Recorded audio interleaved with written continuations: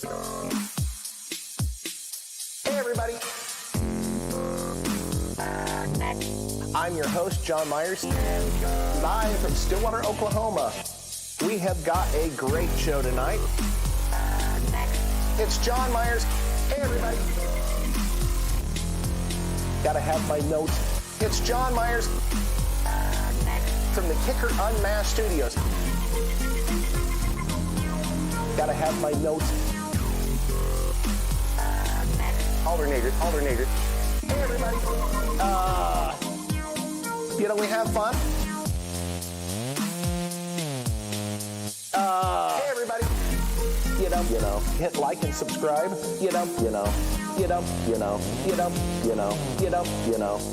here, right now. It's John Myers. We like to give stuff away. Alternator. Post some more pictures. We got to thank Steve and Becky live from Stillwater, Oklahoma. Don't forget Texas Roadhouse right here, right now. Hey everybody. Don't forget right here, right now. We have got a great show tonight. Hey everybody. Had a great dinner tonight. It's John Myers. Right here, right now. Had a great dinner tonight. So, hey everybody. So, housekeeping. Had a great dinner tonight. So, alternator. Housekeeping. Housekeeping. So, Tuesday night. Housekeeping. From the KICKER UnMasked studios. Housekeeping. Right here, right now. Hey everybody. So, it's John Myers. Hey everybody. It's John Myers from the KICKER UnMasked studios. Hey everybody. From the KICKER UnMasked studios. It's John Myers. Right here, right now. We have got a great show tonight. Hey everybody. We have got a great show tonight.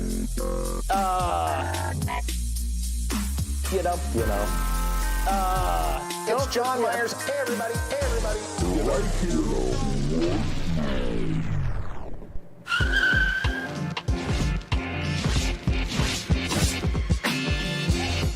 Good evening, ladies and gentlemen. Thank you for being here. It is Unmasked, which means it's Tuesday night, 7:30 Central Time. We have a fantastic show with lots of special guests. We're going to talk big Warhorse system design.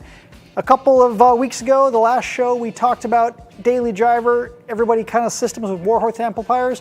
Now we're going to talk about really big stuff where you got to upgrade your electrical system. We're talking banks of lithium batteries, high output alternators, all that kind of stuff. We've got some special guests, as I mentioned, 2 experts in the field. You're going to want to listen to them. These guys know exactly what they're talking about, and if you're building some big systems out there, these are the guys to talk to. Speaking of big systems, I noticed somebody out there, I think it was Randy, you were talking about you did like a 148 with one Solo X12. Nicely done. Thank you, sir. Living Loud with Andy, good evening, sir. Glad you are here. Let's talk batteries. Not AA, not AAA, but big old batteries. And I also saw at almost 2 o'clock this afternoon, Bobby Burkett, you tuned in. Bobby, what are you doing at 2 o'clock in the afternoon? Don't you have a job or something to do? My gosh. Tune in first. What? Tune in first? What? That's his job. Oh. Tune in first. So Ernie's hollering at me. He says your job is to tune in first. So thank you very much for tuning in first. What else we got, Ernie? Anything interesting going on over there? Canada, Cheryl from Canada. Thank you for being here. I'm actually Canadian. I was born in BC. So, please send some of that Canadian cool air down here. I could really use a break. 25 Hertz to Life. Good evening, sir. El Fuego, I saw you in there too. Good evening. Thank you for being here. A lot of fun people. So let's stop rambling here and tell you we're going to do a short commercial break. And when we come back, we have our first round of very special guests. we're going to have some of the gold medalist winners from Skills USA National Mobile Electronics Installation Competition. You're going to want to hear from these folks.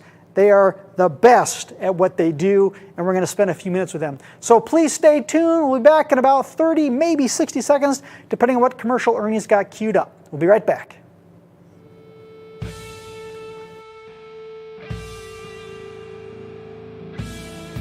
It's been a long road since the original Kicker christened that first pickup truck. It kicked off a car audio renaissance, and upgrading your music in a vehicle was a requirement. America's music machines became live and loud over your passion, your emotion, your existence. Outdoors or on the open road, your sound is Kicker. Music is my passion, my livelihood, and it's in my DNA. My pals at KICKER Marine Audio gave me a chance to take the music, what I love and listen to, at home, on stage, and in the car, onto the water. Hi, this is Jason Bonham, and I want to say a big thank you to my friends at KICKER Audio for inspiring the songs and the stories behind the music that inspires America. Go overboard!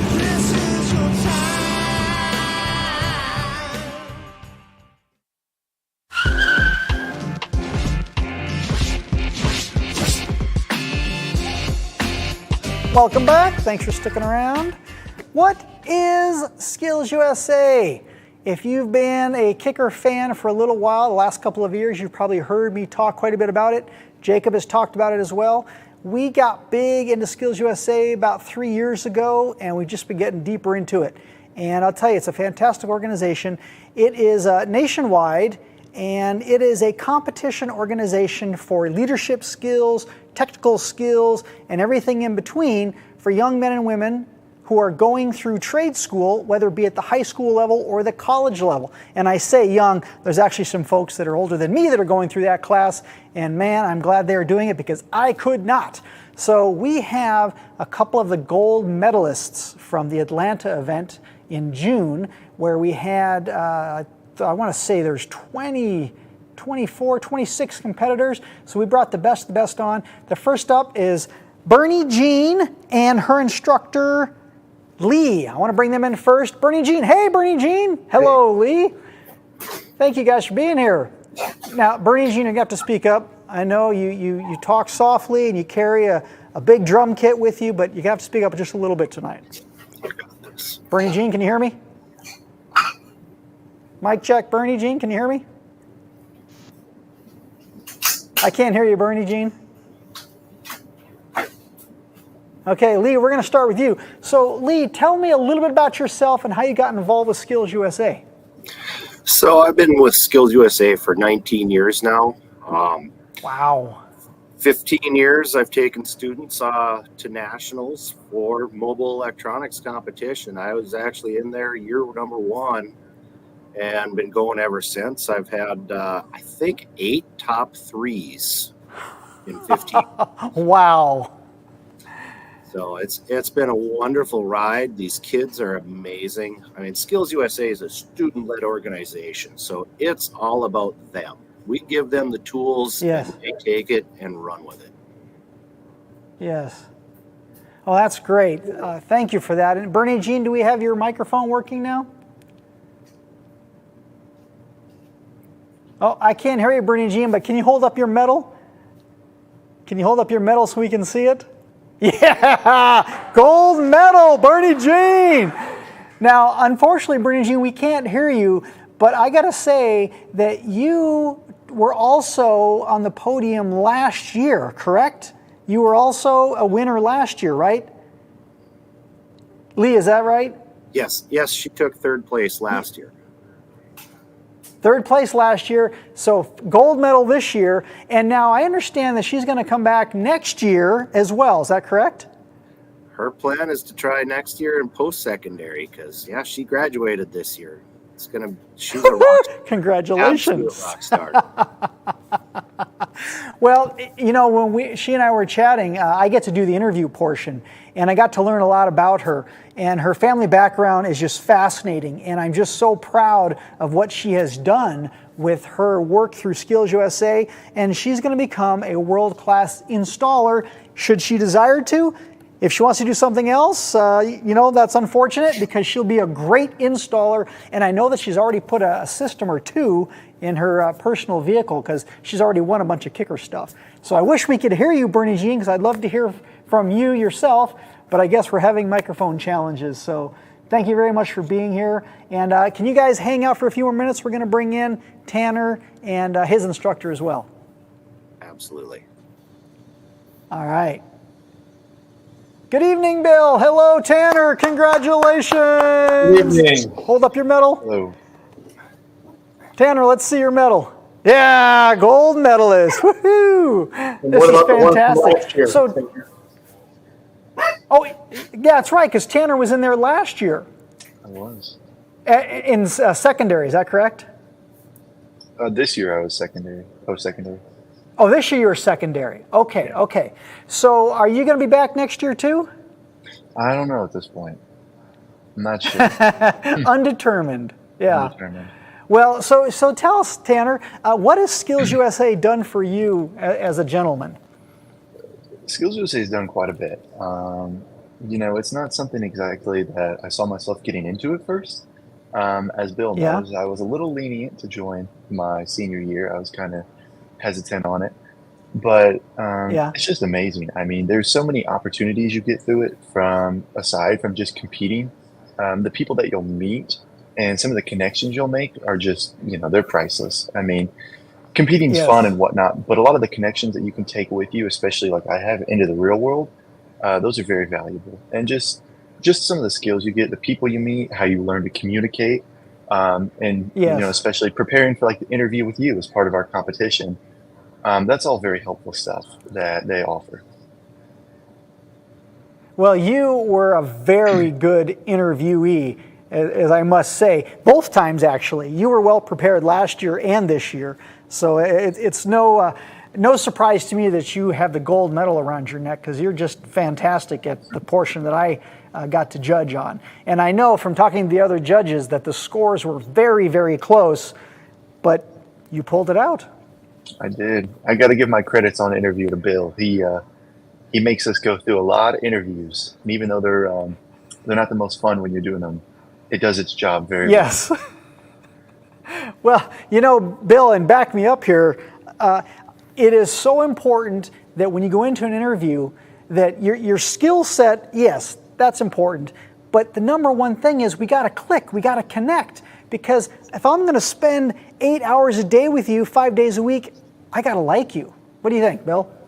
Absolutely. I mean, we work with juniors and seniors, and through the 2-year span, they go through multiple industry interviews. We'd like to say for practice, but they're actually for real positions in the world of work, getting them out there in the field. So learning how to communicate, I think this is my 19th year. So Lee and we've been around for a couple minutes. Wow. Maybe not the oldest veterans out there, but learning how to communicate, and they're nervous. It's a lot of that too, but learning how to communicate with not necessarily your peers, because they're not your peer yet. They're industry professionals, and you have no idea where they come from. But after a little bit, you realize they're human too, and they were possibly in the same shoes not too long ago. So we do a lot of that development. And I really want to, before we go too far with this, I really want to put a shout out to Chris Jack with this competition. We've been around since 2010. I know Lee has too. And KICKER, really, with you guys the past few years. What you guys and all the other industry sponsors that have really come in and really helped, support this competition. And it really elevates our programs. I mean, I'm an automotive instructor, and what I've found that we have to teach a lot of electronics. And there are other contests we do, but this one is a special spot for some of the electronics that they're going to go through testing and learning how to test, and things that during a normal school day we don't really dig deep in. So it's all props to the students and them believing us advisors to go the distance and take a chance.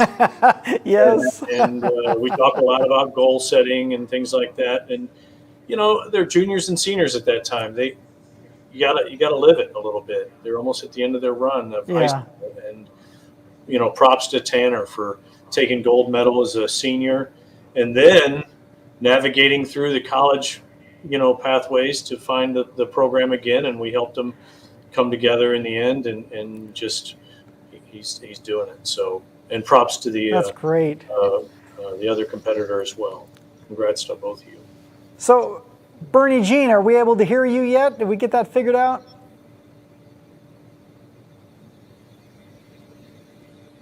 No, we can't hear you. Okay, I'm sorry about that. So, Tanner, with our last few minutes, if someone comes to you and says, hey, man, my instructor's telling me about this Skills USA thing, I'm just not sure that I want to get involved with it, what would you tell them? How would you counsel your friend? I would say absolutely go for it. It's something that at first, when the seniors were telling me when I was a junior, do Skills USA, you think, oh, it's stupid. It's not for me. I'm not doing that. And then you get to your senior year and you see some of the opportunities you get from it. You're like, well, I might do it. And then it kind of grows on you. Yes. So I would absolutely advise anybody to do it, because at the end of the day, you have nothing to lose. You only have something to gain from it. And no matter what, no matter how you do, you'll enjoy it. You'll have fun. You'll hang out with people you like to be with and stuff. And it'll be a fun experience no matter how far you go with it. And I like your point about the connections that you make in the industry, because at this point, if you and Bernie Jean need any help at all, even if it's not inside our industry, I am here to help you. And I love to help young men and women find their passion in life, their career, their job, their motivation, whatever it is. I'm here to help you guys. So that's a great point. Thank you. Bernie Jean, unfortunately, we can't hear you. And I wish that we could, because you speak softly, but you've got a lot of wisdom. And I wish we could hear more of your story. So the four of you, thank you very much for being here tonight. We appreciate your time. And let's all do our power pose. Come on, Bernie, Jean, and Tanner, power pose. Let's do it. Come on, show the world your power pose. Yeah, good job. All right, good night, ladies and gentlemen. Appreciate your time. Good night. Thank you. You're welcome, sir. All right, that was a lot of fun. So the power pose thing, little backstory. So we were doing the pre-competition meeting, and Chris Jack, the national chair, sorry, I got my earpiece here, he was up there and he was doing his spiel, telling them all the rules and regulations, and I could see it was getting a little overwhelming. So I said, hey Jack, Chris, give me a shot here, just a second. So I walked up there and I said, hey Ernie, get the wide camera. And I said, okay, everybody, I want you to stand up out of your chairs. Whoops, okay. Stand up out of your chairs and show me your power pose. Because when you do a power pose, you feel powerful, you feel energized, and you're ready to take on the challenge. And it was fantastic. So we did that, and you got to see their power pose here tonight. So now everybody at home, everybody in the audience, do your power pose. We don't have to see it, just do it. Good one. Okay, so now let's move on. The next part of our show, which is the big part of the show, we're going to talk about big power systems using Warhorse amplifiers.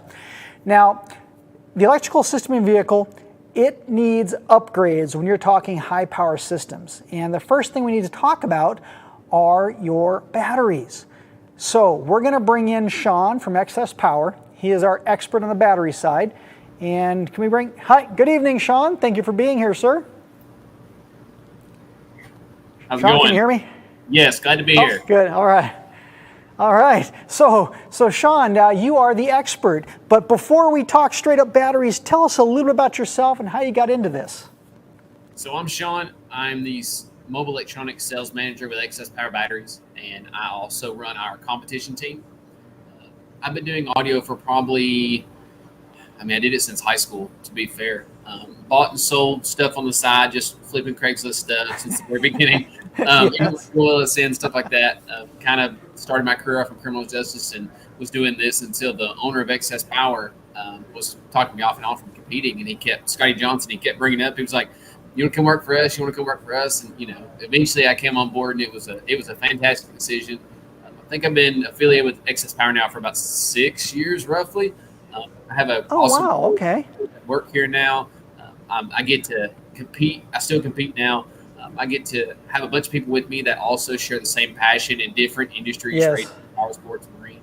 and I get to be, as a part of new products. I get to see the new products. I get to see them implemented by our awesome dealers and distributors, and I get to see like new products like this in one of our new products used with stuff like the Warhorse. So it's kind of like a full circle of getting to your hobby. Could be your hobby and your dream became your business. It became your love.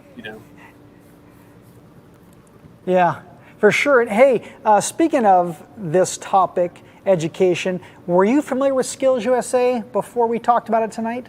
Yes. Yeah, just a little bit. I'm not real familiar with it, but I was listening through the thing for the most part.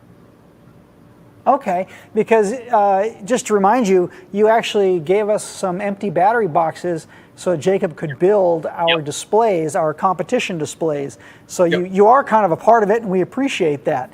So it's a great organization. We want to get more industry involvement because we do need the next generation of hobbyists, enthusiasts, and specialists to get involved with us. So that's a great direction to go. Absolutely. So, okay, so you've got a bona fide background. You are an expert in this topic, and so that's why I wanted to bring you in here. And of course, we also use a lot of your products in our build, so thank you very much. So at what point does a guy or girl say, hey, you know what? I might need to consider upgrading my battery system. When does that happen? So that's vehicle dependent. It's setup dependent. It even is as far as efficiency, as far as their playing habits. Most of the time, usually if you're over 750 to 1,000 watts, it's the time. However, a lot of vehicles are coming, and I know obviously we've got a guest who will speak more about this than I will. But at a certain time, it becomes when your vehicle's not keeping up, your alternator's not able to keep up, your stock battery, your batteries are not able to keep up with the volts. It's just time to upgrade. One of our tried and true AGMs, 15 years in business or plus actually, in lead acid, just keeping the top level lead acid products on the market. Products like that are the first step that a lot of people take is to upgrade their factory battery.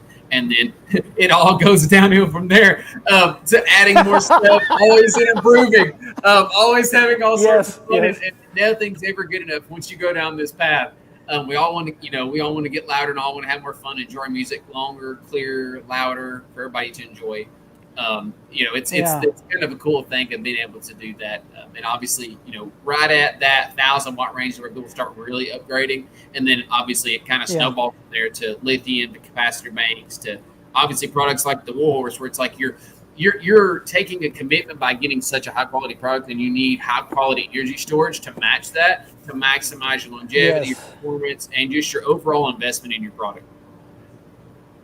For many, many years during training, I've been telling people amplifiers do not make power. They don't make power. They simply convert your DC to really big AC. So you can't expect an amplifier to make power if you don't give it what it needs on the backside.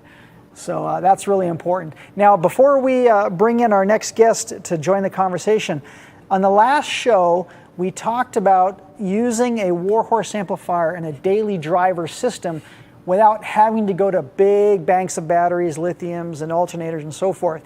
And you had a great solution for a guy that wants to use a 3601 Warhorse with his stock alternator, big 3 upgrade, and he's got to add a second battery to it. So what would you suggest for that kind of a scenario?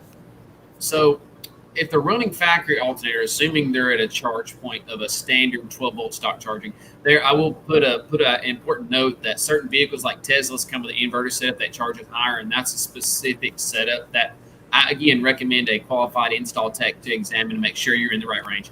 But for argument's sake, I'm going to refer to voltages below 14.8, like a standard, most common routine charging. We offer the Titanate product, which we're honored to have be the official battery of KICKER Warhorse. Because of that, we offer modular ones that could go in the back as a secondary to run the engine battery, or like I have in my hand here is a under the hood version that's just a direct drop in, and this one replaces. So that's it. Yeah, I'm sorry, I jumped on you. You were going to say, so that guy, you take out your stock battery, you put that Titanate under the hood, and that'll run a Warhorse. Correct. These are good, depending on the alternator amperage, and our directions are pretty clear on that as far as their ratings, what they're rated for. But anywhere from 5,000 to 7,000 watts on one of them. They're Wow. They're good for high output alternators. They're good for stock alternators. We make them in all different sizes, and if you go on our website, you can see the sizing is super easy. It gives you recommendations and the terminals needed. It's all very easy, very straightforward.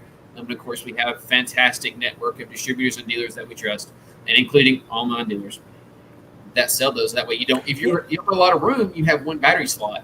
And, a lot of cars just don't have a secondary battery. They don't want to have to run wires to the back as far as for an extra battery. Yes. This is where that solution comes in. You helped out a customer / friend of mine, John Wakely, up in Canada. Yep. He's got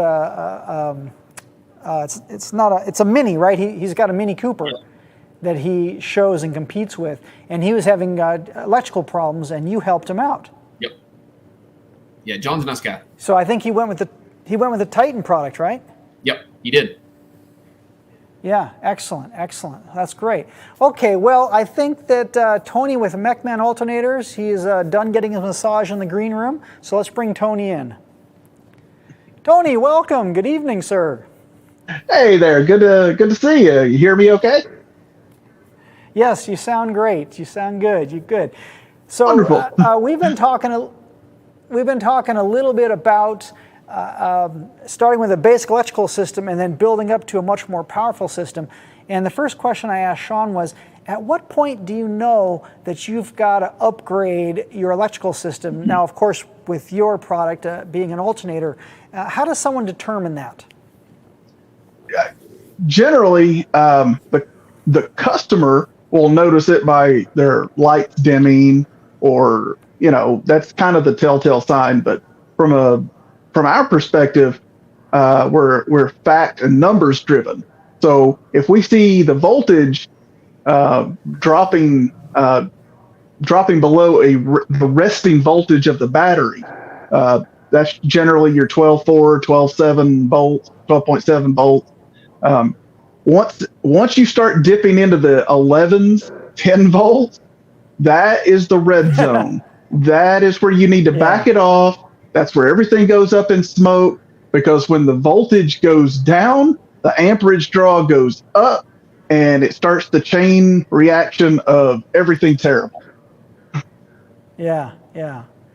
Okay, so that magic number is right around 12.4-ish, depending on the vehicle, of course.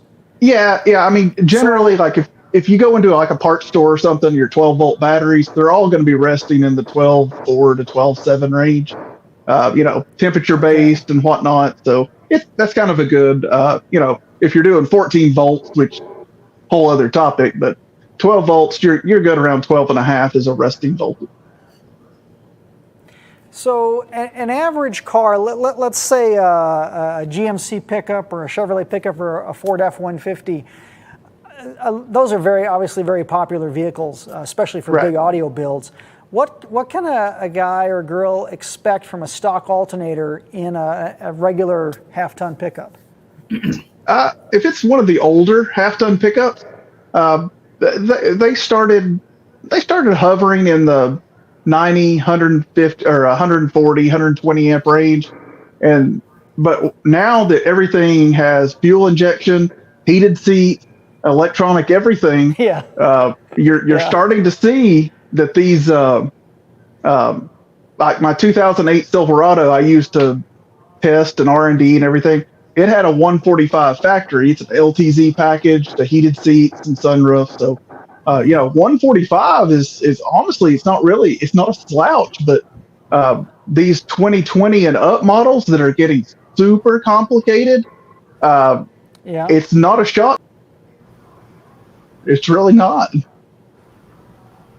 Oh, I'm sorry, Tony, we lost you for just a second. So you said it's not a shock to see what? Yeah, it's not a shock to see a factory alternator, or at least an option on a vehicle for 200 amp. 200, okay. 200 amp alternator in a brand new bone stock vehicle is kind of, you compare it to 1970s stuff, it was like 60 amp. We come a long way.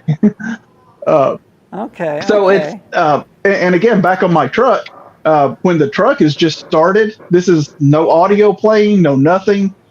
Just the truck is running, sitting and idling. it's fans are on, maybe the cooling fans. It's pulling right around 60 amps by itself just by sitting there. Wow. So that's kind of the way the aftermarket or the factory does that. They'll basically, whatever your alternator is, it's double what the vehicle will draw. So that's kind of a good way to look at it. So mine 60 amps at idle ish, measuring, and it had 140 amp alternator stock. So they put an alternator on there that'll obviously last for however long the warranty is, but they need that alternator to be able to function every single thing on that vehicle if every single thing has been turned on. So that's kind of how the ratings go with it. Okay. Now, you actually brought up a good point that I hadn't thought about. What's the difference between an alternator at idle and maybe 2,000, 3,000 RPM? Yeah, it's you can kind of think of it, go back to my Honda days. You can kind of think of it as like VTEC. The VTEC, if you've ever seen a dynograph, it'll, once you hit about 5,500 RPMs, it gets that jump. Well, that's kind of like what an alternator. Yeah, once you build up enough alternator shaft speed to create the the charge and the amperage, that's when it starts to kick in, which is usually in the. I think we rate hours. It's been a while since I looked at the tick. I think it's 1,600 or 1,800 RPMs is where you hit your peak number on that. Okay. So, bringing Sean back into this, so let's say that a guy is going to run 4 Warhorse 3600 ones. So that's about 16,000 watts RMS. What's that girl going to need for batteries, lithium cells, whatever, and alternator-wise to run 4 of these about 16,000 watts? So the first thing I'm going to recommend, not because he's sitting in the viewing room with us, but I'm going to recommend a Mechman alternator or high output alternator upgrade for that. Not necessarily higher voltage, but a higher amperage option, so that the batteries don't run dead. So that again, everything plays smoother. We've got good energy coming in to when we have the storage devices able to handle it. We have a couple of different options, obviously, because we're the sponsor of the KICKER Warhorse with Titan 8. You're somewhere in the neighborhood of 3 to 4 Titan 8s. The beautiful thing about this is that you can replace your factory battery. A lot of vehicles post 2018, 2019 are coming with like a Group 48. You'll see that with the recessed top post versions like an H7, H8.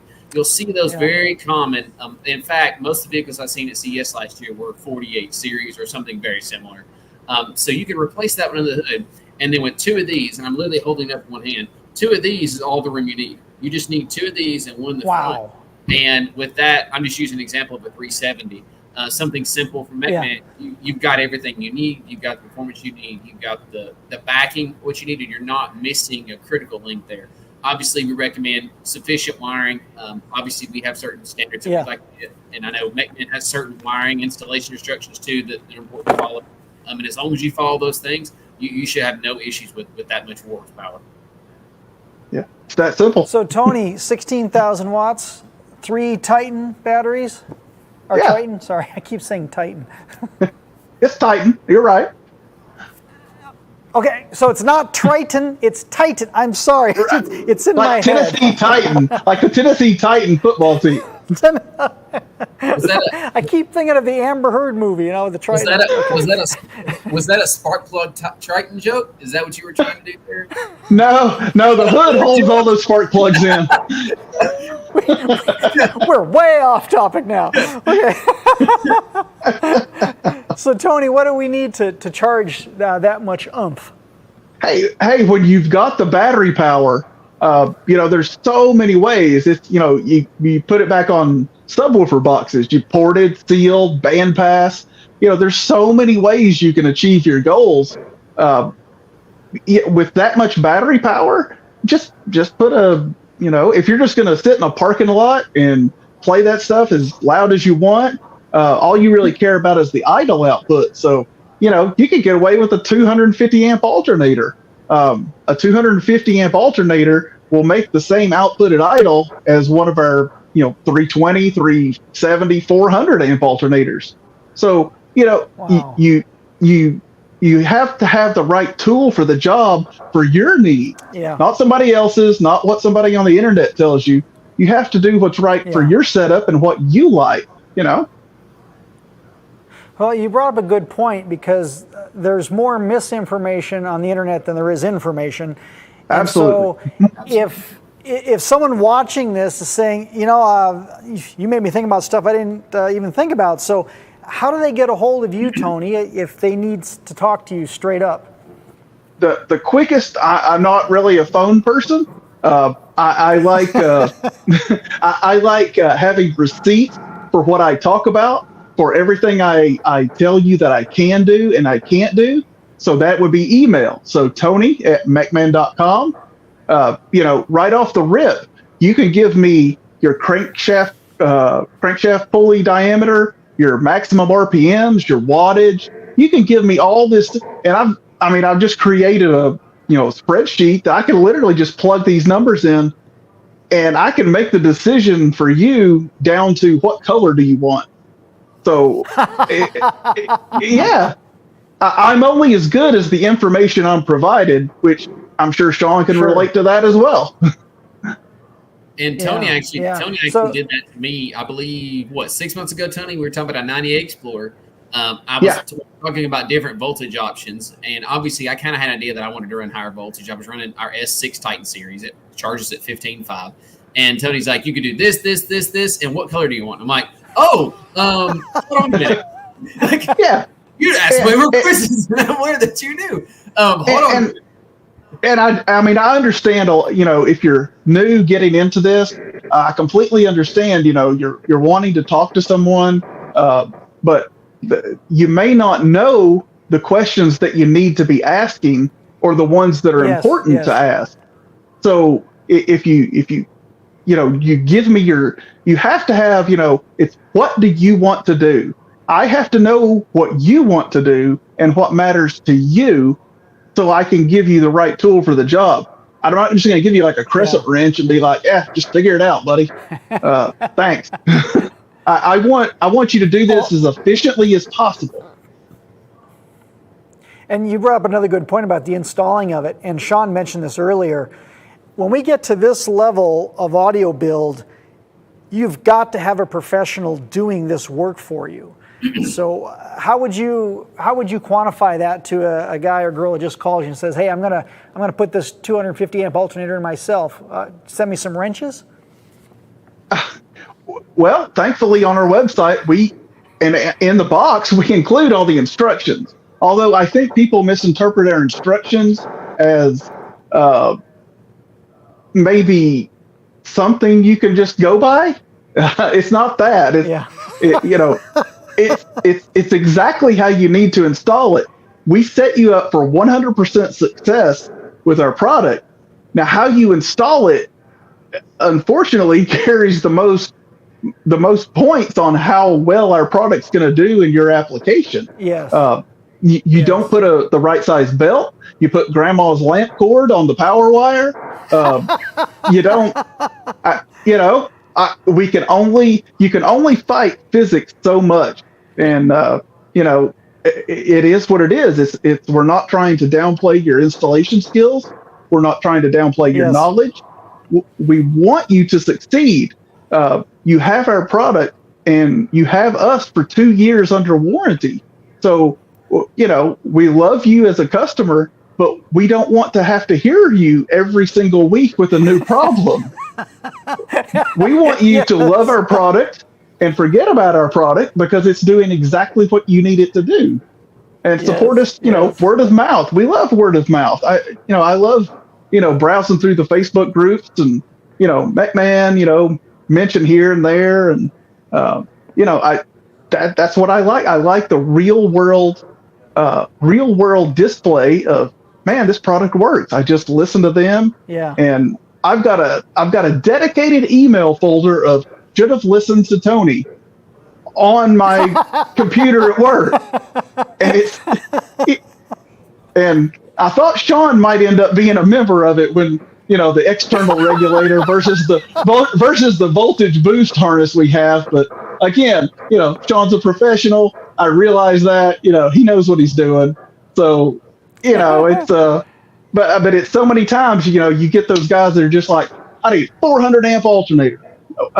Okay. Do you know exactly what that means, sir? And, it's like, well, I've got this 1,000-watt amp. You don't need that. Just because it's more expensive doesn't mean it's better. You need exactly what you need. You can get exactly what you need, or you can get a little bit more if you intend to grow, which the car audio bug, everybody does. You get 1,000 watts, then you get 2, then you get 4, then you get 5. And, it's contagious. It's the same thing in, motorsports. You get 100 shot of nitrous, 200 shot, just maybe 250. I'll just build the motor, So, it's a drug. We're all used to it. We try to fight it, but, it just happens. You deal with it, you move on. So, Tony, I want to get Sean's input on the same thing. So when guys are wanting to install a bunch of batteries, how do you help them figure out who they should be having help them install it? So we have a couple of different contact methods. Obviously, we have several emails. We have a customer service email. We have a sales team email. We have a dealer inquiries email. We have a marketing email. Preferably, we have, obviously, if you call during the day, we're going to answer. If you're looking for something specific, you can reach out to one of my sales reps, one of our customer service guys. We have a couple of customer service reps that are well trained and they're able to fulfill the majority of customer service inquiries. Obviously, some of the things are a little more complicated, a little more higher wattage. Those will come to some of the specialists on staff that handle those things. But most of the time, and I know we kind of spoke about this earlier today, and I know Tony and I are kind of in agreement on this, as it says it in our instructions, and we don't mean offense by it. And people take that offensively once in a while. You don't mean it that way, but you just purchased a good amount of money in batteries. You purchased the best batteries on the market. You purchased the best alternator on the market. Let's not give it the poorest installation to have it perform what a lower standard one. If you're buying the best, you get it installed by the best within the best environment for the best performance. Yes. So with the instructions, it's very clear on our portion of if you're not sure, or if you're not sure here, we recommend a qualified installation tech. And our sales reps, our customer service manager, customer service reps, they're all trained to say, if you feel uncomfortable, reach out to us and reach out to a qualified technician, a qualified installation tech, or a shop that you trust locally. We have a dealer locator on our website that gives you some people who we recommend that we sell through.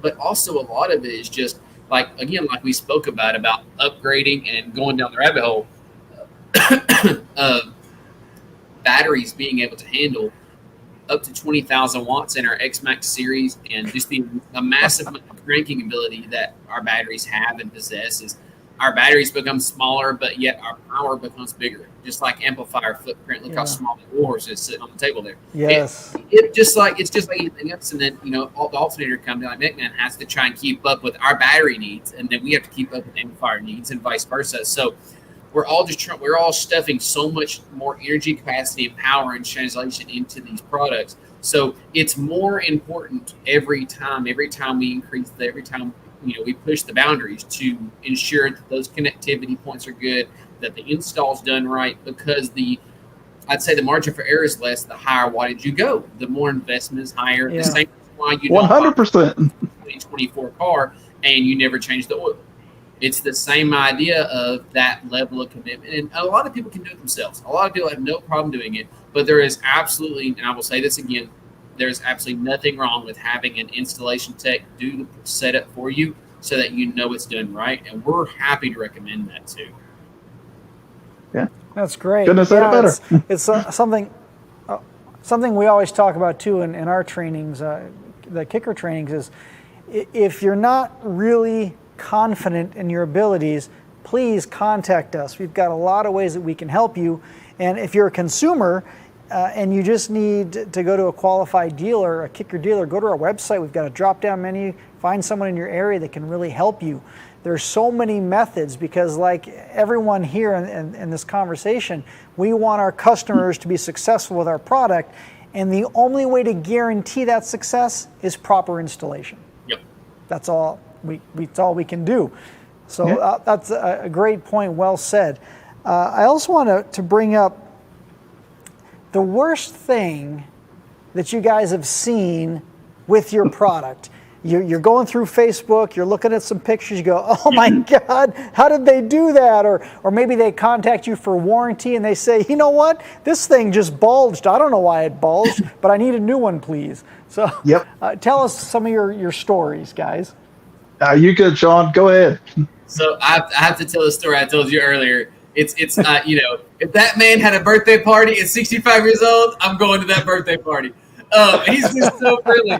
Obviously, I won't say his name, but he's probably going to watch this later because I may have to send it to him. So he had a 12-foot, like 12 to 13-foot John boat, and his grandson was in it with him. He had just bought it. He was on a 20-pound thrust, mean coated, just a little baby thrust around, and he had 2 mile an hour. If the wind's blowing, we're not going. That sort of boat. Yep. And we were sitting there, and he said he put a D3100 in there in the very back, and that was it. Well, his grandson decided he would pull the boat plug out of it and sunk the entire boat to the bottom of their little small lake on their property and left it there for 3 months. Well, the battery was in the boat in the bottom of it. Well, he calls me 3 months later, and he goes, hey, this battery's at 12.7, 12.8. I was like, what's wrong with it? He's like, well, it's been at the bottom of my lake over the winter. I'm like, it may not be good. Have you tried to charge it? He's like, yeah, works great. Should I be worried? I'm like, well, you know, when was it made? And he was like,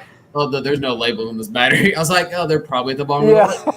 And he, as of like a month ago, he's still running it. Probably about 2 months ago, he said he was charging it, and all of a sudden he noticed water out of the top of it. And it's just like, I'm like, well, hey, you can send that back if you want to. We'll help you. We'll help you figure out something. We can check it for you. And he's like, nah, it's fine.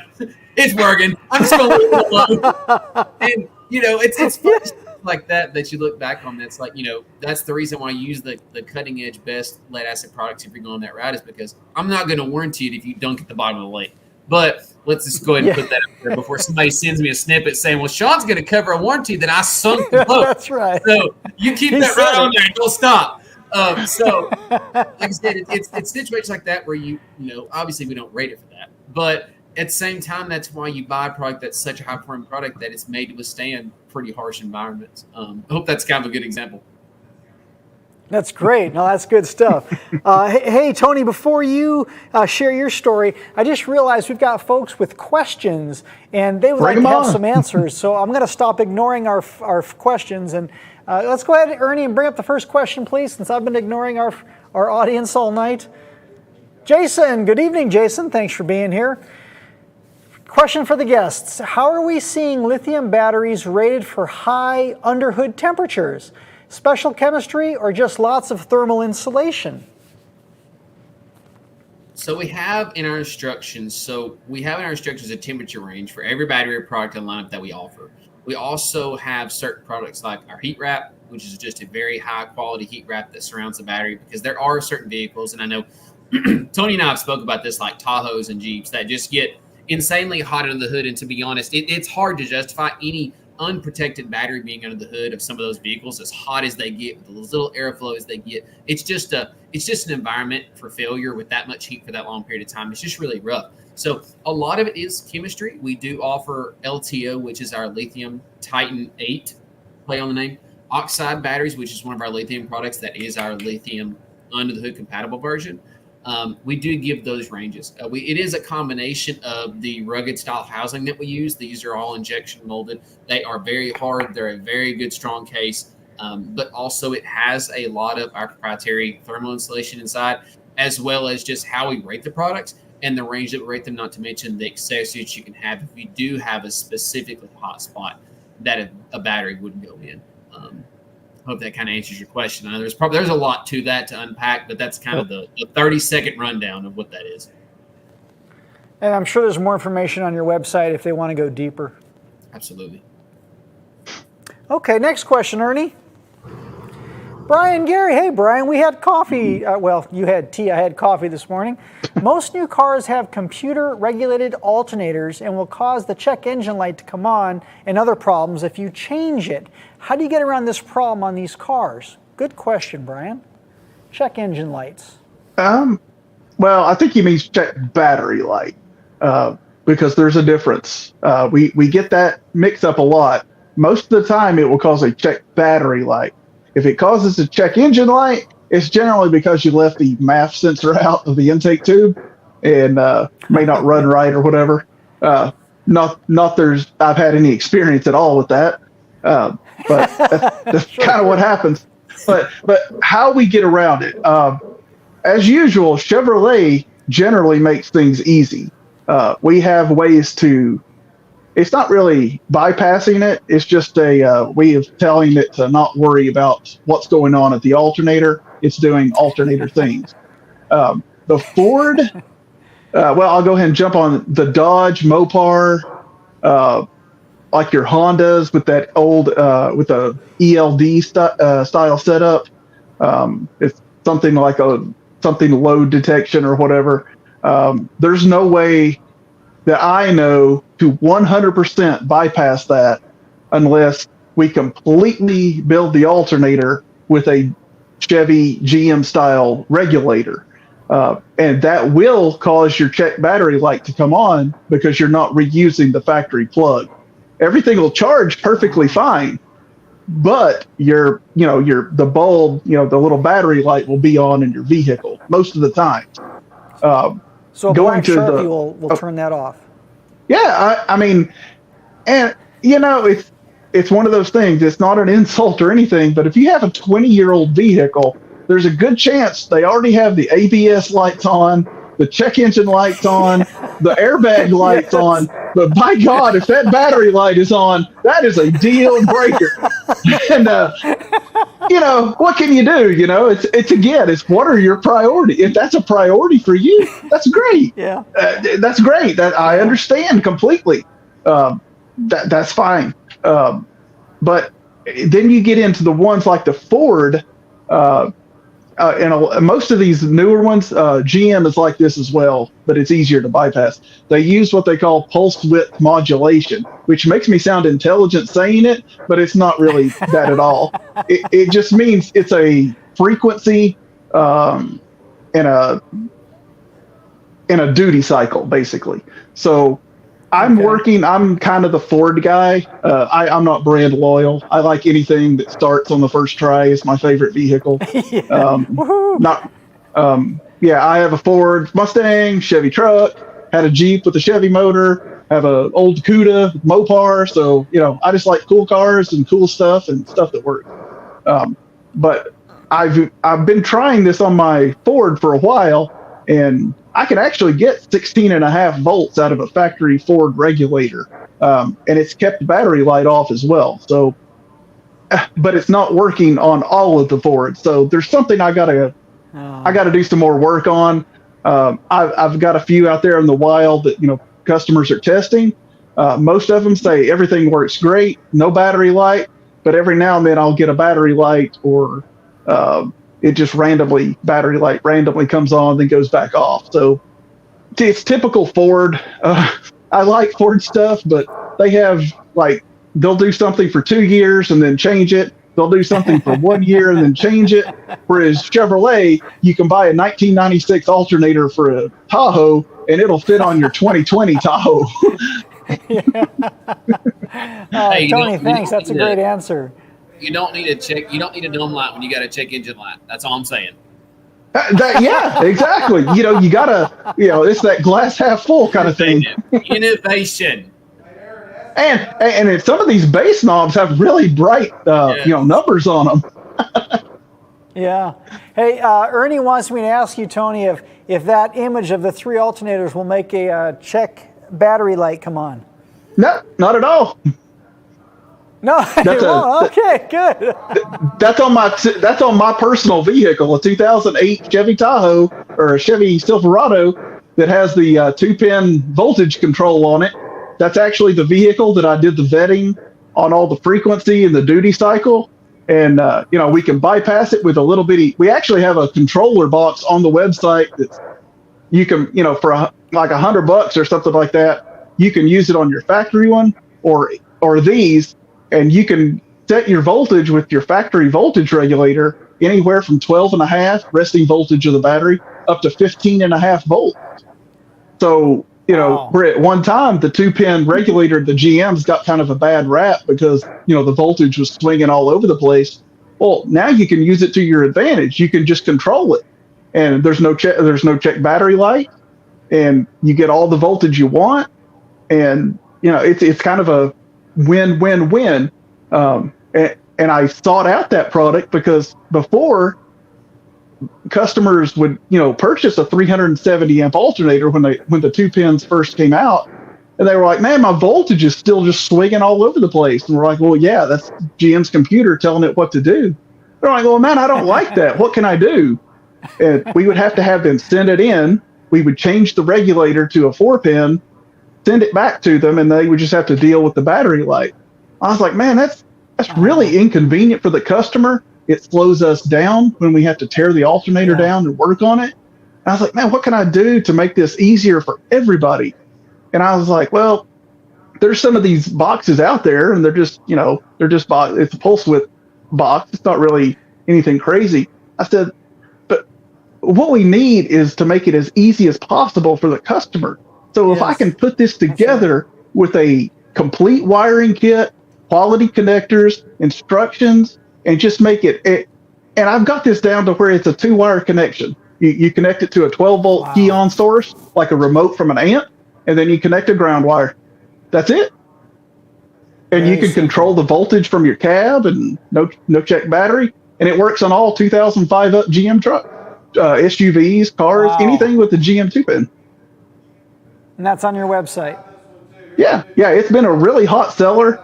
I mean, it's just one of those things. It's like, wow, you're just paying for the convenience and the quality of the kit. Steve Mead does all the laser etching on it to make it look nice. We like to look. Yeah. We want things to look like how the factory would have done it, not just here's some parts. Right. Good luck. Strip it back with your teeth. Shove that set screw down and hope for the best. We like things that are factory, waterproof, and just when you just hold something and you can feel the quality. Yes. That's kind of what all of our harnesses, we epoxy them for weather resistance. It's just little stuff. When you start looking at the little details, it's just the little things that we see. Other companies that they don't do that. Even things as simple as the output stud on the alternator. There's what they call an insulator, a plastic insulator, and what that does is it gives the output stud support when it's on the car and you've got that heavy 0-gauge wire on it. That plastic support in there reduces the amount of leverage and fulcrum, so that post doesn't have a chance of breaking and falling off. And we see other companies just it's a 3-cent part. It makes the alternator look finished. Everything, it looks finished, like how you'd want to buy it, not just, hey, I saved $10. It's more than just an aesthetic at that point. It's actually function too. So Ernie, absolutely. put up another picture. Ooh, you like that? Another picture. What are we looking at? You like that 48-volt action? Yeah. What are we going to do with that? Well, I had this 1,000-watt amp. Internet told me I need 48 volts. No, that right there, I took that picture today. We're actually, we have this old crappy-looking O2 Tahoe that we're just using as basically a rolling engine stand. And we're doing all these torsion tests on our new 48-volt alternators that are coming out. And this thing was sitting out in the sun running all day under, I think it was sitting at 52 volts when I checked it. And I've got some other pictures. I'll probably end up doing a social media post about it. But I think it was cranking out like 5,000 watts of energy and 52 volts. And this thing was running all day in the sun.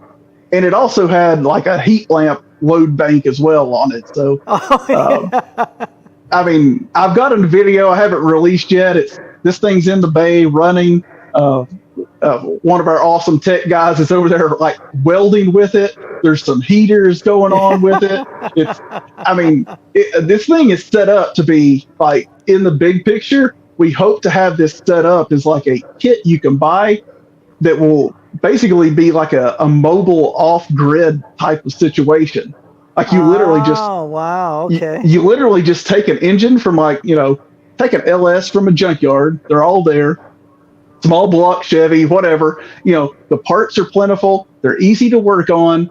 Everybody can get them run, and all it has to do is just run. Doesn't have to run good. It just has to run. And you literally have a 55-gallon drum of gas, or whatever you want to run it on, and just stick that thing there and let it go. Tony, there's a whole other market out there. We got some more questions from the audience I want to get to here, so let me interrupt you. Let's do it. Ernie, what do we got? Todd, good evening, Todd. Thanks for being here. Best batteries for an F350 running a Warhorse with a 270 amp alternator. What do you think, Sean? So we got a couple of different options. I'm going to assume F350 is a diesel. I'm going to assume those are Group 65s if it's 2018 or back. Some of the new ones are 48. Again, that 48 series we talked about.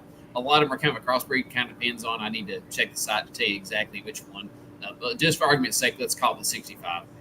So we have two options. We can go with a lead acid is one of our D6500, high capacity, good crankability, 3-year warranty, tried and true, easy, nothing changing pretty much in what you're doing besides your performance.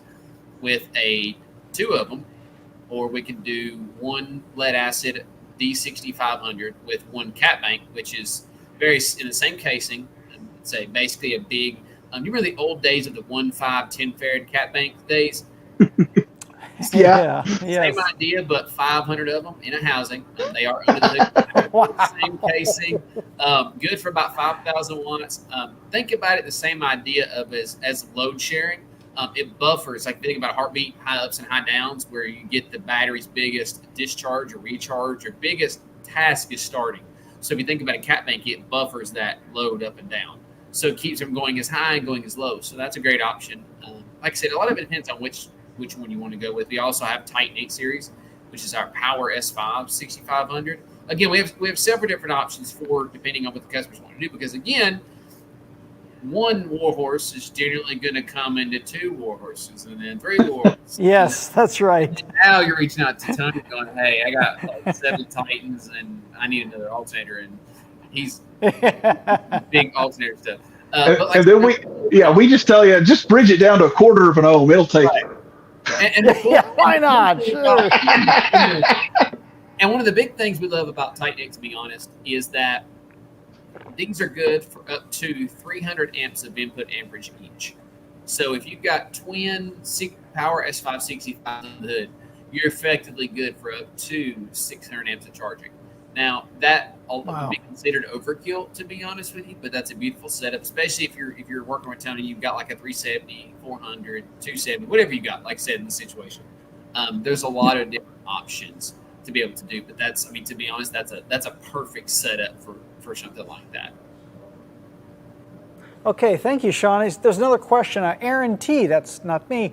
Does Mechman offer a multiple alternator harness, and what's the max output of alternators I can run with an 04 Suburban? 04 Suburban, multiple alternators.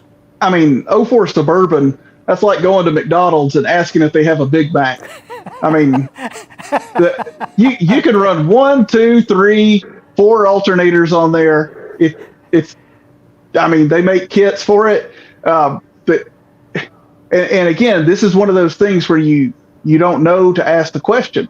The 4 alternator kits that are out there, there's plenty of them out there. They're all the same. It's a single shear style mount. It's one big slab of metal, and the alternators are mounted in a single shear configuration, which absolutely easy to install. I know. I bought one of the kits to figure out why I didn't like it, and it flexes.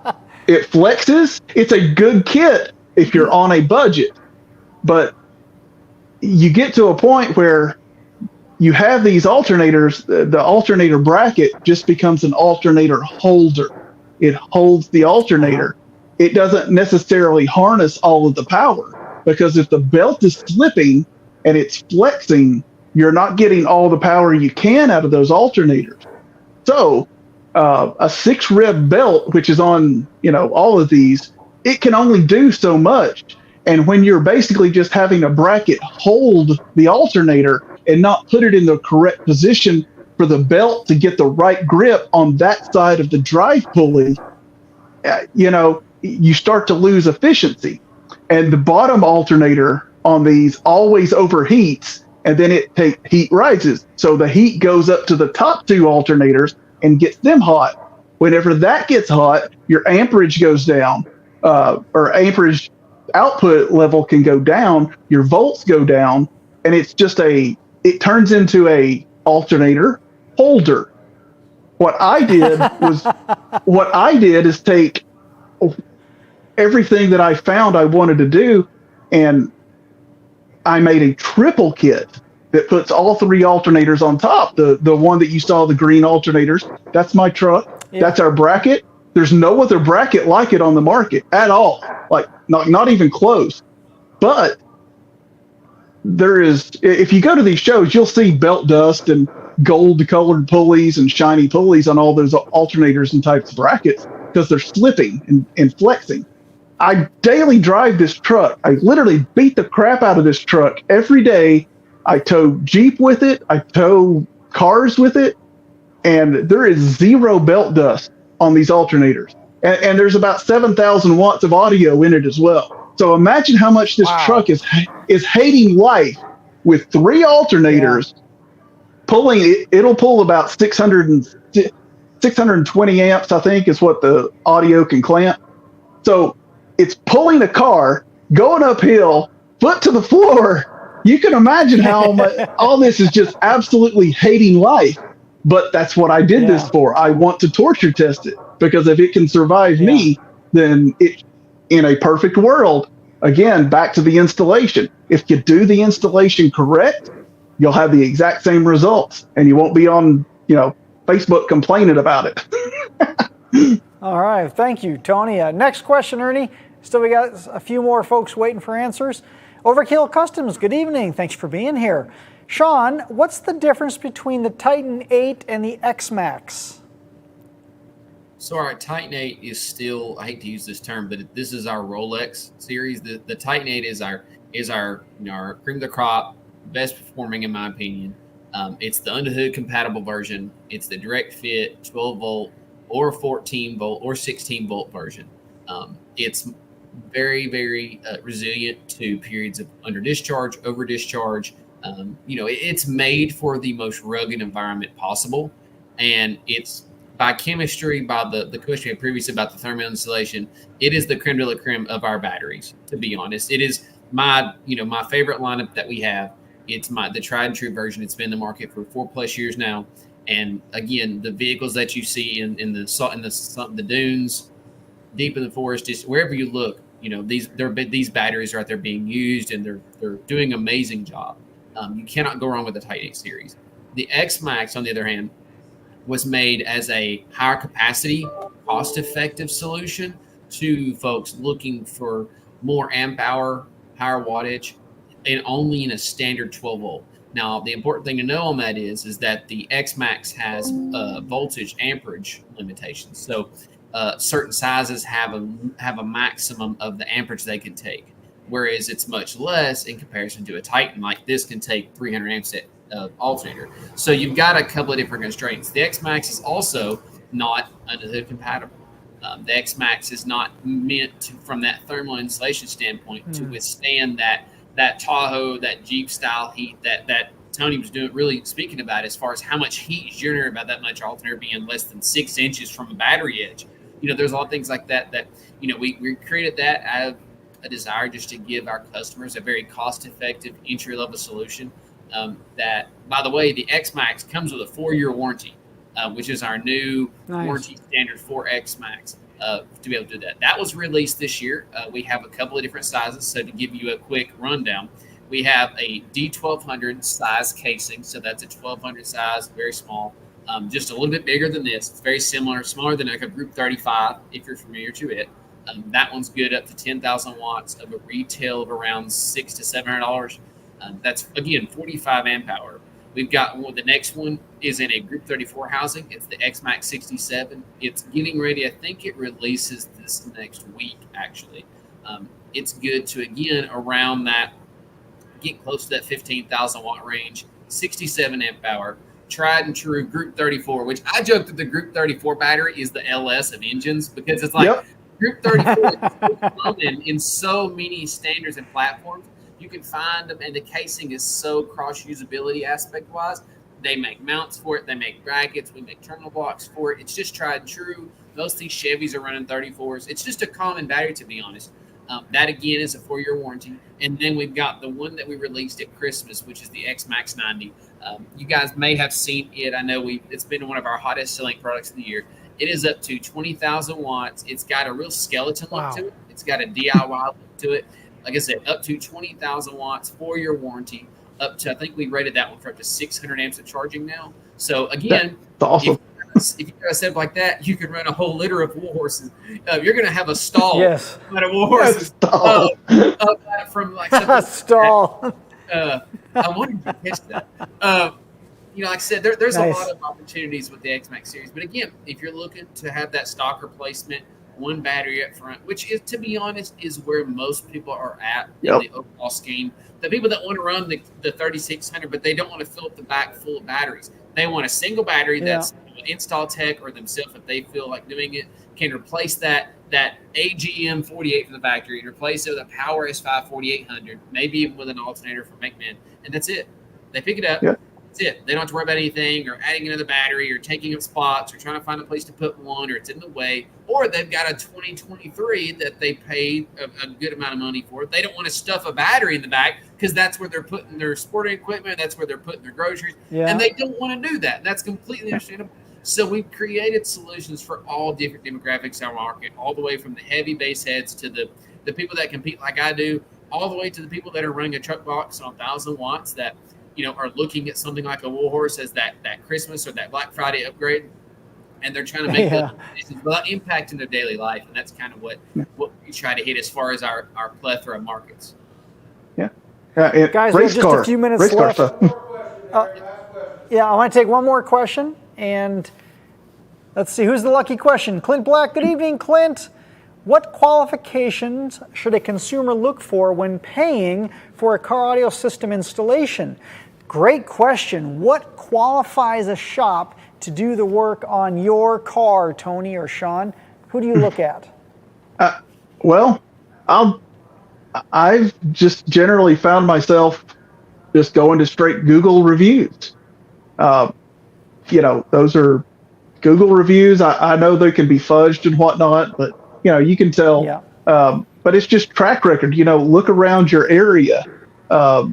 Word of mouth. You can pay for advertising, all day long, with all that stuff, and everybody does it. That's fine.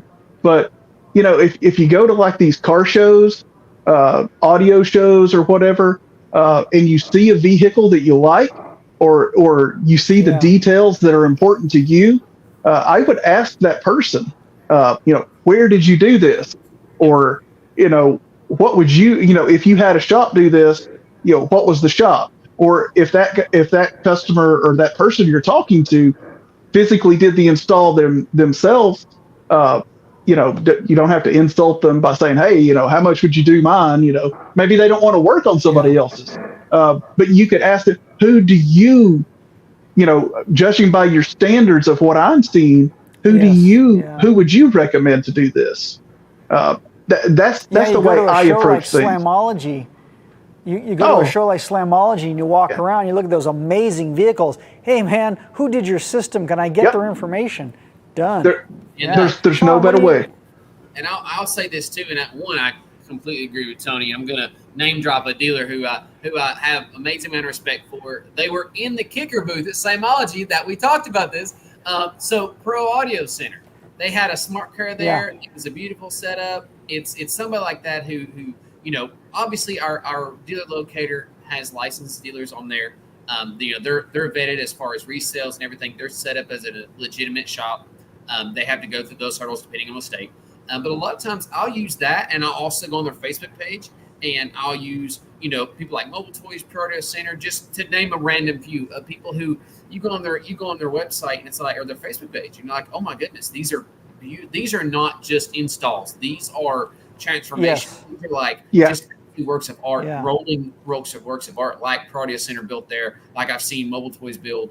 Just these beautiful pieces. But not only that, but if I go on Access Power website and I see a distributor or dealer is licensed, I'm like, okay, that's great. I'm on their Facebook page, and there may not be a lot. Well, I'll cross-reference, with a brand like KICKER, who has a vetting process for dealers to maintain that level of creed of excellence within their dealer network, because that's an extension of the brand, is the dealers that install it and the people that represent it. So you look at things like that, it's like, oh, they're a KICKER dealer, they're an Access Power dealer, they've been in business for this long, they've got great Google reviews. Honestly, in a situation like that, that's kind of how I vet mine.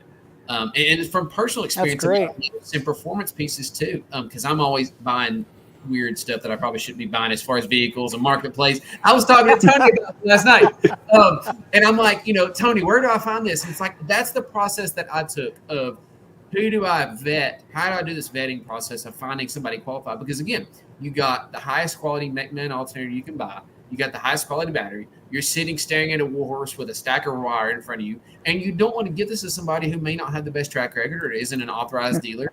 That's right. Insured, who has the backing of the KICKER and Access Power, and I think that's just doing good process to ensure those type of things. Yeah, that's great, guys. Gentlemen, thank you so much for your time and your expertise. Our audience knows how to get a hold of you, gentlemen. If you can't find them, we'll have a list of links in our finalized product. And of course, you can always just Google them and find their products. So gentlemen, again, thanks for your time tonight. Appreciate it. Oh. One more thing we want to talk about. Ernie's saying, hey, Aaron, don't forget to give stuff away. That's right. We've got, I always forget to give stuff away. We've got a huge giveaway we're starting tonight. And it's going to be, it's a shopping spree. It's a $2,500 shopping spree, allthingskicker.com. And John Myers is going to be your personal shopper. So he's going to help you design a system. And hopefully after hearing this conversation tonight, you want to go big with your system.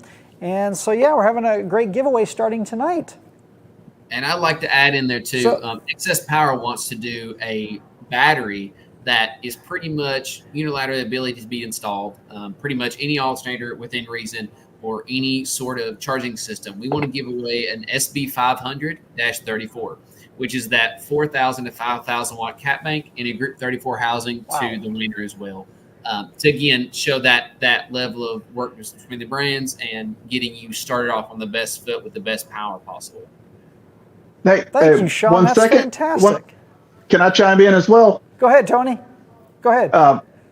Well, since Sean's, contributing to the puzzle, I'll add my piece there as well. Unfortunately, alternators are very vehicle specific, so it's kind of hard to throw in an alternator. So only thing I can say is that if anyone's watching this, you're needing an alternator or you just need some information on to get the right alternator from us, Mechman, you can email me, Tony@mechman.com, and I'll give you this coupon code. It's called MECMedia15, and it'll give you 15% off any new alternator or item on our website. So that way we're not, Thank you, Tony.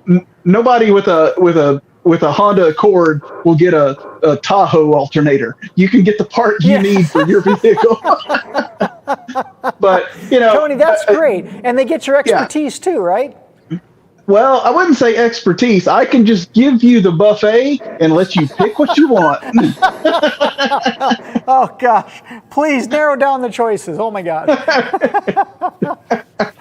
Well, gentlemen, thank you so much for that. We appreciate you participating in our giveaway as well as this conversation tonight. I've learned a lot, and I appreciate your time, guys. Thank you very much. We appreciate it. Hey, thank you. Good night. See you, Sean. All right, folks, thank you. Wow, that was a great conversation.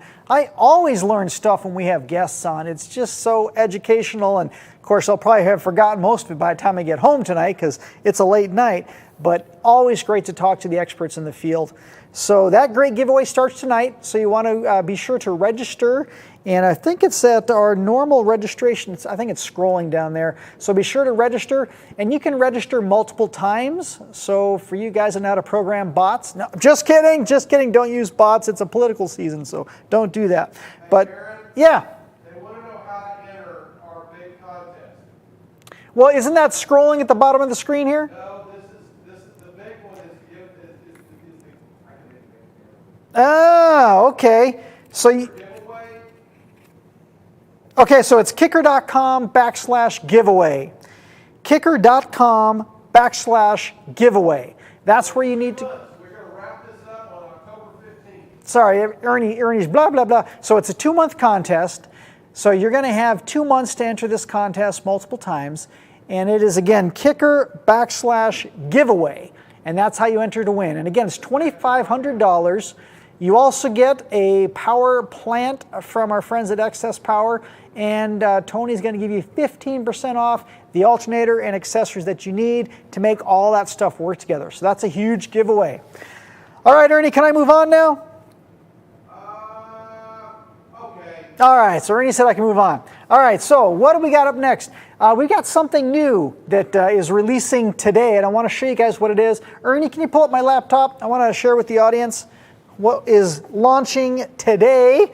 It's the new KMTC XL. So this is our award-winning KMXL 6.5 or 8-inch speaker preloaded in one of our cans in white or black. So this is the answer to the customers that love the KMXL and they want something that is already pre-packaged from Kicker. So you just have to hang it and add speaker wire to it, and this is your solution. So these are shipping today. So that's our award-winning KMXL 6.5 or 8-inch preloaded into one of our cans with a fantastic bracket that allows you to move the speaker. You can turn the speaker up to 360 degrees, or 359 degrees, sorry, so you don't twist the wire. So that is shipping today. So that is up, oh yes, and the price, $1,000 for a pair of the 6.5 and $1,150 for a pair of the 8-inch version. So those are available today. Thank you, Ernie. Moving right along. Oh, yeah, replacement diaphragms. So I was having a conversation with Phil White and John Myers today, and we were talking about how KMXL speakers actually have a replaceable diaphragm. We know that the customers that are using these speakers in their outdoor applications, whether it's a boat or side-by-side or Harley-Davidson, whatever it is, they have high expectations of the output. And so these speakers will play incredibly high volumes with minimal or maximal power. But there's always the possibility that you can damage a tweeter. So the diaphragm, the tweeter diaphragm, is replaceable in the KMXL 6x9, 6.5, and 8-inch. And that is available through customer service. So you can actually buy the replacement diaphragms, and John is going to work on a video to show you how to do it. You actually have to use a little soldering technique because that diaphragm, unlike the Street Series tweeter, which is just a drop-in and then bolt-on diaphragm, on the KMXL, it actually has to be soldered in there. So look for that video coming up in the future. But if you know someone's got KMXLs and for some reason they toasted a tweeter, that tweeter is repairable. So thanks for that, John. Andy, hey, you just popped up. I saw Andy there. Something? No? Okay, I saw a comment. No comment. All right, so we talked about KMXL. What else? Oh, Jacob's Q&A time. Actually, Travis in customer service gave me these questions because Jacob is in Boston. Jacob is working. He's training some of our retail partners in Boston, so I didn't want to bother him with these questions tonight. So first question is, here it is. I purchased 2 L7X12s, but I don't have enough airspace to run them in a ported enclosure. Am I able to run them in a sealed enclosure, and if so, what is the airspace recommended? Will this damage the subs, and what type of output should I expect? So in short, the question is, can I run Solo X12s in a sealed box? We do not recommend it. Now, it has been done. We've seen quite a few people do it. In fact, John Myers did it in, who was that green station wagon, Ernie? did a couple solo X's. It's one of our Street Outlaws guys. Sean, right? That's Sean. Sean. So in Sean's, is it a Caprice wagon? Is that what that was? Beautiful green wagon. Anyway, the point is that John didn't have enough airspace to do the ported, so he did them sealed. And it is fantastic. Now, Murder Nova. Okay. So anyway, so we don't recommend it because the driver was specifically designed for large ported enclosures, vented, tuned enclosures. And so that's where you get the best response. So if you put it in a sealed enclosure, it is going to work, but it may not be the output or the response that you're expecting. That's why we don't recommend it, because it wasn't really developed for that application. Next question. I have a 22 model Harley Davidson with factory electric locks on the saddlebags. Will the KICKER saddlebag lids work with electric locks? No, they won't. The mechanism that is involved in electric lock is not compatible with our bag lid. Our bag lid is structurally reinforced. It is a fantastic sealing, sturdy bag lid that is specifically designed to lock down, and you don't have to add any reinforcement because we've done it for you. So when you put in our 6x9s, whether it's CAM-XL or our Power Sports or whatever 6x9, it is going to seal properly. It's not going to leak. There's no moisture going through it, and it's going to sound fantastic. But because of that electric lock mechanism, our lid is not compatible. So great question. Thanks for asking. Third question. I installed a Hideaway HS10 about a year ago, and it's been working great until recently. Now the blue LED is on, but I'm not getting any output. So if the blue LED is on, that means it is receiving power and everything is good. It's not in protection mode. If it did work and now it doesn't, there's no output, but that blue light's on, that probably means somewhere your input signal got destroyed. Now maybe it was with a seat rail, you slid the seat back and it cut a hole in the cable or something like that, or maybe it became unplugged, but somewhere you have a disconnect on the signal input. And an easy way to check that, of course, is just check your connections, but you can also take any device like a cell phone or an MP3 player that has a headphone output. Take that headphone output and go directly into the RCA input on that HS8, HS10 and play a song. And if you get output, that tells you your signal cable going into there is somewhere damaged or disconnected. So great, easy fix for that. Okay, Ernie, I have done Q&A. Oh, fail picks, everyone's favorite. Let's do some fail picks. Now, we always have fun getting these fail picks put together, and Ernie collected these. All right, Ernie, let's pop this one up here. At dinner, we talked about this, or at the pre-show meeting, and I think this vehicle was underwater. It looks as though maybe they were back in the boat down the ramp and the pickup just started sliding into the pond, and next thing you know, it's underwater for a week or so. But that is definitely not under manufacturer's warranty. So don't even bother sending it in. Next up, this, we had a debate about what exactly we're looking at here. It looks as though this guy took out the factory installed free air subwoofer and then with some tin snips, cut the additional space, folded the metal over, and then dropped the subwoofer through there. That's the best I can tell by looking at this. So yeah, some creative tin snip work there, but it's probably not going to sound as you would expect it. So better luck next time. This, Ernie he had to explain this to me, what I'm looking at here. So apparently the indicator for brake lights was destroyed or missing or whatever. And so this gentleman added a brake light switch to the brake pedal so that you could indicate brake lights. Now look what also we have here. This wire is running just over the steering column here. So when you turn lock to lock, you may or may not wind up that wire, who knows, or maybe just get your foot stuck in there. So yeah, that's not the best idea. Lastly, if you look closely right here, this is a Phillips head screw that probably was run right down through this A-pillar, or excuse me, this is on the floor, so this is the door sill. And we talked about this. What is typically running down the door sill? Wires. Wires, correct. So they probably destroyed some factory installed wiring harnesses, or maybe even just went through their aught gauge power wire and grounded it out to the floor. So once again, we're not trying to make fun of you. If this is you, we apologize. We're just all trying to learn together. All right, Ernie, next up we've got the cool picks. Oh, so before I do the cool audio picks, if you were following our friends on Facebook and Andy's Facebook club, Kicker Club, you probably know that Richard and his son Michael took a tour of Kicker. So, Ernie, can you pop this up here? I know I didn't tell you I was going to do this, but these guys had such a great time. So this gentleman here, this gentleman right here, this is the gentleman who reached out to me and he said, hey, is it possible we could have a tour, Richard and his son Michael?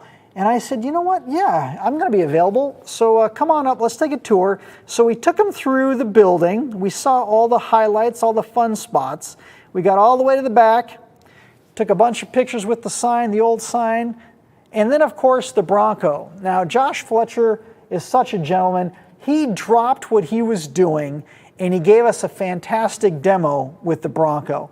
And man, what a highlight for these gentlemen. Right there, you can see they're thinking, man, should I get out of this thing? Is this going to rip my head off or what's going on here? But they sat through it the whole time, and Richard said, I've never heard anything quite like that. And here he is being pummeled. You can see his shirt is moving. Here he's being pummeled by the subwoofers. And it was a great, great demo. We had a great time with them. And then our way back to the front of the building, we went through the break room, and who was sitting there? Mr. Steve Irby. So they got to meet Mr. Steve Irby, spent a few minutes chatting with him. That was certainly a highlight. And then after we left Steve, we went into his private museum, and we got to see all the vintage Kicker up close and personal. And it must have been a 90-minute tour. And then we finished up, of course, with the Wall of Boom. If you remember Andy's wedding, we were standing right here, having that wedding in front of the Wall of Boom. And so these gentlemen had a great demo. And thanks to Shannon for finishing up the tour with me. And thank you again, Richard and Michael, for coming on the tour. We appreciate you guys taking the time out of your day and your trip to spend some time with us. Okay, now for some more cool picks. Colin brought these to us tonight. Colin has been such a great asset to the UnMasked team. Colin is tirelessly working to get us interesting content. We've been colonized. Yes, colonized, that's right. So this is a Key 501 amplifier, and this is a motorcycle. This is a Black Widow, and this install is crazy. I had to take a few minutes to look at this and figure this out. This is actually our Street Series 7-inch and our 1-inch tweeters down firing in the bottom of the seat. So you're looking at it sitting facing up, but when it's installed, it's actually firing down at the ground. And here he's got two more amplifiers in this custom amp rack, and I think these are KPX 300.4 amps, and those are beneath the seat. And then we've got a set of, looks like a 3.5-inch mid-range tweeter, and then more Street Series tweeters. This bike must just rip loud. I'm thinking this is probably a subwoofer enclosure, and then these are the Street Series 7-inch once again, and this is the seat facing down. So talk about an incredibly impressive display as well as an audio system to go as fast as the bike. So that is beautiful. And this truck, this was done by our friends at Car Toys, and this is a blow-through with some Solo X 12s. Talk about a beautiful install with a blow-through. Just nice, clean, classy, great attention to detail. See the Car Toys logo right up there. A couple of Warhorse amplifiers. These guys have done some amazing work with the Warhorse. Very nice, very clean. So just love looking at those systems. Thank you guys for sharing those with us. And lastly, a vintage build. These are, I'd have to ask John Myers what these series are. These are way before my time, but those are... Comp Cs, or those are Comp Cs. Those are from like 1999 maybe? Ernie is saying 1999-ish Comp Cs. in a ported enclosure, and that looks like a Rockford amp that's sneaking in down there. So very nice. Great to see a vintage build right next to some fantastic modern builds. So that's the cool stuff. So we got that. Oh, you know what? I wanted to show you that the reason we've only got 3 guys in the studio tonight, we've got JW is out. He is in Sturgis, South Dakota. We've got Colin. Colin is here tonight. And Ernie back there. So just 2 guys running the booth back there, and myself, of course, hosting. So very small crew tonight, but I want to show you why JW is not here, because he is out with Lauren doing a full-on show in Sturgis, South Dakota right now. And this is the booth setup from the side. That is a brand new wrap on our trailer, looking really good. Here is JW talking motorcycles. He is an expert on this topic, and man, can he talk the talk and ride the walk. That's a couple of service members checking out the Kicker booth. Thank you for your service. We do appreciate it. Oh, wait, I think that's Lauren's finger in the picture. Yeah, Lauren definitely took that picture. That's his telltale finger there. Crop it out, Lauren. Crop it out, buddy. Here's the display of all the bikes that are there. And, of course, this is early in the day, so it's not even half packed yet. But man, you can see a lot of folks came out to that show today. That is a fantastic event in Sturgis, South Dakota. If you're out in the area, go check out the event and go say hi to JW and Lauren. They would love to see you. Okay, lots of pics. What else we got? Oh, upcoming events. We just talked about the Sturgis event in South Dakota. The XRV is also going to be at the Jeep Fest in Ocean City, Maryland, August 22 to 25. So if you're on the East Coast, go to Jeep Fest and check out the XRV, check out all of our demo vehicles, our displays, and they actually are selling and installing product on the beach at Jeep Fest. So it's a great opportunity to get some great deals and have it installed right then and there. So check that event out. We also have some American Flat Track coming up in Springfield, Illinois at the end of the month. So if you're into big bikes with big motors going really fast in a circle, Flat Track racing is for you. So be sure to check that out in Springfield, Illinois. Okay, we talked about the cool new giveaway that is starting. That's $2,500 shopping spree. That starts tonight. And if you want to enter into that, go to kicker.com/giveaway. And that's how you can enter for that contest. And today is actually my friend Rob's birthday. Rob, if you're watching tonight, be sure to enter, and I'll see what I can do to help you out. No, I'm just kidding. There's going to be none of that. We're not rigging it. We're not rigging it. But Rob, it is your birthday, so happy birthday, buddy, and definitely enter to win, because who knows? $2,500 shopping spree for Kicker stuff. Man, we could really outfit your Jeep. That would be amazing. Okay, so tonight we're going to give away some stuff. Now, the $2,500 giveaway is not given away tonight. That's in 2 months from now, so that's a long-term contest. But tonight, the first place winner gets, of course, the BF100 Bullfrog speaker, good travel companion. The second place winner gets the TW2 True Wireless earbuds, and third place winner is the EB400s. All for second and third place, you also get a UnMasked t-shirt as well as 2 koozies. So our third place winner, who is it, Ernie? Third place, Daniel W. from Texas. Congratulations, Daniel W. from Texas. You're the third place winner. Second place winner is, second place, Norman J. from Texas. Are you guys neighbors? Norman J., second place winner. So that means you get the TW2s, the koozie, the t-shirt. And first place winner, who is it? Pull up first place winner.